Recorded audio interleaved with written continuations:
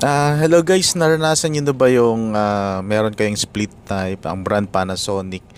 At pagkatapos, habang nagra-run siya, bigla na lang nagkaroon ng F11 error, ano?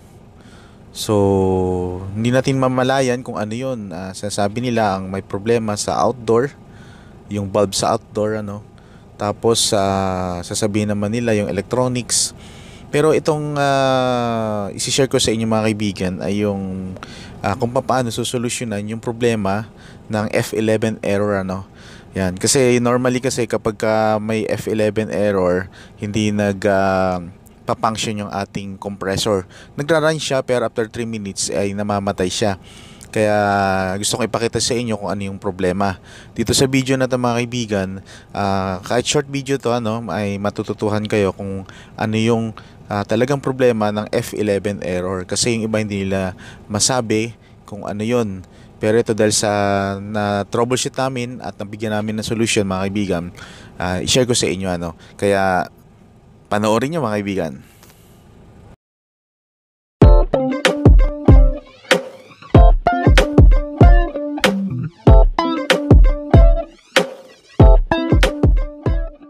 Kung papansinin nyo mga kaibigan, ito yung tube sensor, ano. Itatest natin sa 2K. So yan ang kanyang resistance, 903, 906. So pagdating naman sa 20K, ang resistance niya is 1.33.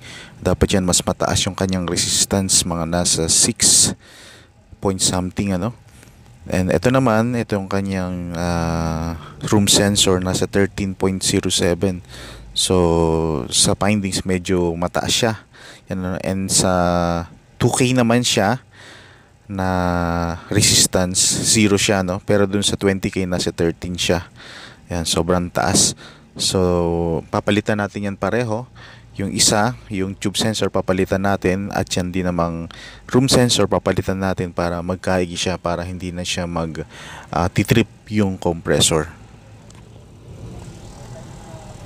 Hindi ko na naipakita kanina yung original na yung palang ano, yung pinalitan ko na sensor, ano, room sensor tsaka tube sensor, kasi medyo nagmamadaling may-ari, ano. Hindi ko na siya na test. Pinakabit niya na kaagad kasi kailangan nang gamitin yung aircon ng kanyang mga anak, kaya ang na-test ko na lang itong luma.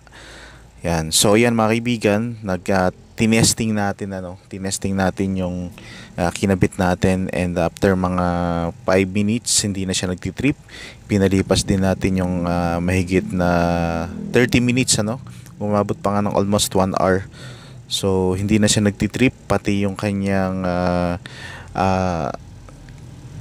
pinaka room sensor ay okay na. Yan, di katulad nung una, yung kanyang compressor namamatay after 3 minutes. Yan. So yung kanyang ampere dito sa outdoor okay na siya. Nag-normal na siya, pati yung kanyang compressor pagka tuturbo siya, hindi na siya namamatay, hindi katulad dati pag nagturbo namamatay siya. So yan, R32 yung kanyang gamit mga kaibigan, na refrigerant. Ayan, sinalinan natin ng refrigerant nung nakaraang araw. Yan, kasi ni-reprocess yan kasi may bagong sira na nakita. Yan nga yung F11 error. So ang ginawa natin ay pinalitan natin ng room and tube sensor. So yan mga kaibigan ng sira, ha. Yan, tandaan nyo mga kaibigan na pagka Panasonic F11 error, ang gagamitin natin na sensor ay yung sakto sa resistance, ano. So i-comparison natin kung ano yung pagkakaiba nila pareho. So yan, nagmo-moist na siya mga kaibigan at wala na siyang problema, ano.